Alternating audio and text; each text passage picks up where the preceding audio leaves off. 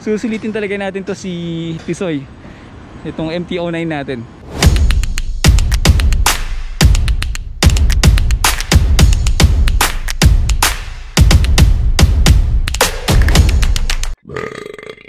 Kamusta mga boss? Haha, alright. May bago tayong video mga boss. So gagawa tayo ng review kay Tisoy sa ating MT-09. Kung pwede ba siya or panalo ba siya para sa mga beginner na gaya ko nung nakuha ko siya. Actually mga boss, nung nakuha ko siya, ito yung first big bike natin, si MT-09, si Tisoy. Galing ako sa 150cc na category ng mga motor. And then yung R15, yung MT-15, saka SJR 150. Yan.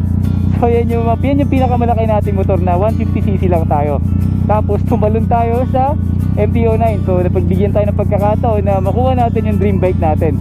So ngayon, share ko sa inyo kung kamusta ba siya, kung kamusta nga ba si MT-09 para sa mga beginner na nagbabalak kumuha ng big bike, at isa sa mga choices nila ay ang MT-09. Umpisahan natin sa riding position niya. Para sa akin, yung riding position niya napaka-relax kumpara sa ibang naked bike. Pero kasi halos semi-touring ang ano niya, ang datingan niya para sa akin.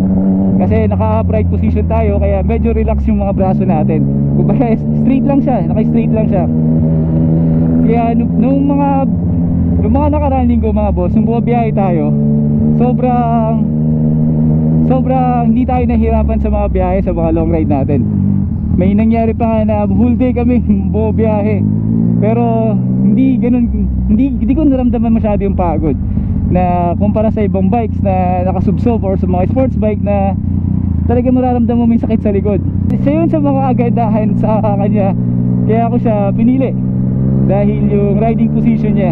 Okay, doon naman tayo sa pangalawa. Sa pangalawa naman yung fuel consumption niya. Fuel consumption niya medyo mas matipid kumpara sa mga ibang liter bikes.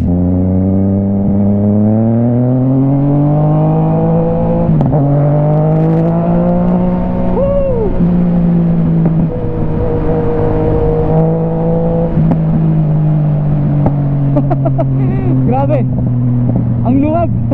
So ayun nga mga boss, nung bumiyahe kami sa Bataan, fuel consumption ko lang nun na lumalabas, umalis ako dun sa gas station, hanggang sa bumalik ako dun, lumalabas siya ang invitation ko dun sa biyahe na yun ay 21 kilometers per liter.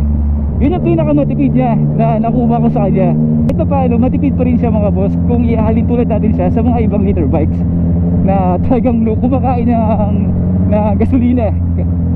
Okay, so yun yung pangalawa na maganda para sa kanya. Okay, para naman sa pangatlo, yung tunog niya mga boss, di ba? Kahit 3-cylinder lang siya, grabe yung tunog. Talagang mahalit tulad mo siya sa mga inline 4, sa mga 4-cylinder, gaya ng mga Z1000 at marami pang iba. Kaya grabe, solid kasi nga, di ba, naka-cross plane siya. So yung tunog niya talagang buong buo. Kumbaga sabi nga nila, kumbaga para siyang muscle car. Kumbaga pang muscle car yung tunog niya. Ganun kalupit. Sample na natin. Oh. Ayun, ganun siya. So napakaangas. So para sa akin, kontento na ako sa ganun kasi na-achieve na natin yung ganun tunog, yung ganun na para sa motor na gusto natin, di ba? Alright, dun tayo sa pang-apat. Ano ba pang-apat natin? Sa looks niya mga boss, sobra, di ba? Napaka-pogi. Yung itsura niya na napaka-agresibo tingnan. Head turner talaga siya mga boss, legit yun. Lalo sa mahal pa ng tunog niya na napaka-buong buo. Talagang lilingunin talaga. Sobra, promise. And yan, proven and tested. Legit talaga. So doon naman tayo sa panglima. Yung panglima niya mga boss, para sa akin yung mode niya na meron siya, dahil meron siyang traction control, meron din siyang quick shifter, kumbaga quick shifting. So yun, meron siyang ganun na sa iba na hahanapin talaga natin. Saka yung power niya, yung legit na master of torque, I promise mga boss, solid talaga, solid. Panalo yung master of torque, legit talaga. Nung nakuha ko siya, naka off yung traction control niya. Tapos hindi ko expect na ganun siya kalakas. Kung marunong ka gumamit ng clutch type mga boss, tapos nilipat ka or mag-upgrade ka sa ganitong klaseng motor, kahit pa paano hindi ka mahihirapan kasi kaya mo siyang i-adapt dahil hindi naman siya ganun kahirap.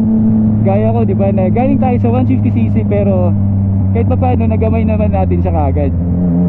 So yun, isa yun sa maganda sa kanya.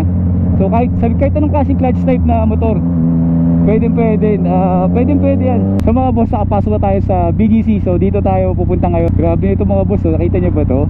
Grabe no, solid, ang ganda. Idol. Ang sarap niya sa long ride.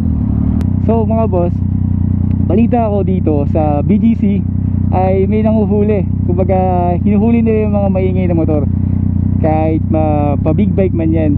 So tinutuluyan nila. So hindi ko pa nakakabit yung silencer ni Tisoy, kaya medyo alalay lang ako sa pagpapatakbo dito. Baka kasi matuluyan tayo, sayang naman. Nakakatakot. sayang pag nahuli tayo. So teka, kabit natin. So mga boss, kabit mo natin itong silencer para safe tayo. Ito kagandahan sa ganitong pipe na may silencer, para just in case na makapunta tayo sa mga lugar na bawal ang open pipe, meron tayong may kakabit at medyo mapipigilan ang kaingayan dito. Alright, para safe pa rin tayo at di tayo makaistorbo sa iba at hindi rin tayo mahuli. Anti-huli yung silencer. So minsan talaga kinakabit ko to, lalo pag mga lugar na, lalo na kapag sa mga lugar na matao, nakakaya kasi. Yan, okay na. So pwede na tayong umikot-ikot sa BGC. ayos, let's go. Yan yung itsura ni Tisoy ngayon, dahil binago natin yung kulay niya mga boss. Naging pearl white siya ngayon. Tapos ang maganda sa kulay na to ay kapag tinamaan ng liwanag, nagbabago, hindi lang siya kulay puti. So yan. So nakapakaangas, diba? So kanina kinabit natin yung yung ano niya, silencer. Alright, yan. Napakaangas, diba? Napaka-agresibo ng mukha. Tapos kapag sinakayin mo pa, grabe, halimaw. Yan. So Road D, please like, comment and share. Subscribe na rin kayo. Angas, napaka-pogi. So ganyan yung kulay na gusto natin, puti, para maiba naman. Parang iilan lang ata ang kulay puti dito sa Pinas na nagpa-ganyan ng kulay. Ang accessories niya mga boss, meron tayong handguard, yan. Tapos meron tayong mini driving light, ito. Tapos crash guard, yan. So yan yung crash guard niya. Tapos ano po ba, wala naman masyadong accessories kay ngayon na meron tayo dito. So ito is full. At ang tawag dito, kalimutan ko. Basta maganda din siya kasi protection din yan sa motor natin. Alright, so yan. Tapos slip on na SC project. Yan lang. Tapos ito, yung pad. Yan lang mga nadagdag kay Tisoy. Yan lang meron si Tisoy. So yun lang, pero pogi na, diba? So meron tayo dito windshield, pero tinanggal ko muna kasi hindi tayo makarat-rat ng sobrang bilis medyo malakas yung drag ng hangin, kaya tinanggal ko muna. So yan yung mga boss, yan yung Tisoy natin. Napakaangas, napaka-pogi, kaya nagustuhan din siguro ni Boss Reed. Grabe kasi yung kulay niya, iba yung kulay. Kaya nung sinakyan ni Boss Reed, grabe, napakaangas. Solid, diba? Okay, so panalo tayo dito sa MT-09 natin. Sobrang panalo tayo dito. Okay, so mga boss, kung kukuha kayo, promise, tuloy nyo na. Walang halong pagsisisi. Para sa akin para sa akin, panalo siya. Para sa isang big bike na kagaya nito, sulit na sulit yung pera natin. So magtatagal sa atin to ng sobrang tagal. Susulitin talaga natin to si Tisoy, itong MT-09 natin. So tara mga boss, let's go. Okay, dagdag ko pala yung seat height niya.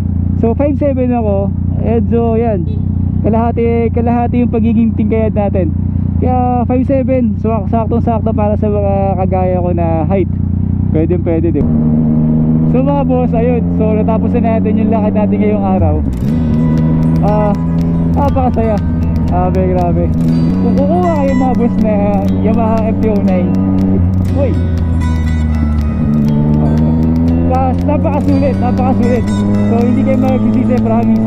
Base sa observation ko mga boss, bilang isang owner ng isang MT-09, siguro sa na-enjoy ko dahil first big bike natin to, kaya wala akong makita ang pangit o hindi ko siya maikumpara ng sobra-sobra sa mga ibang big bike na meron din sa atin.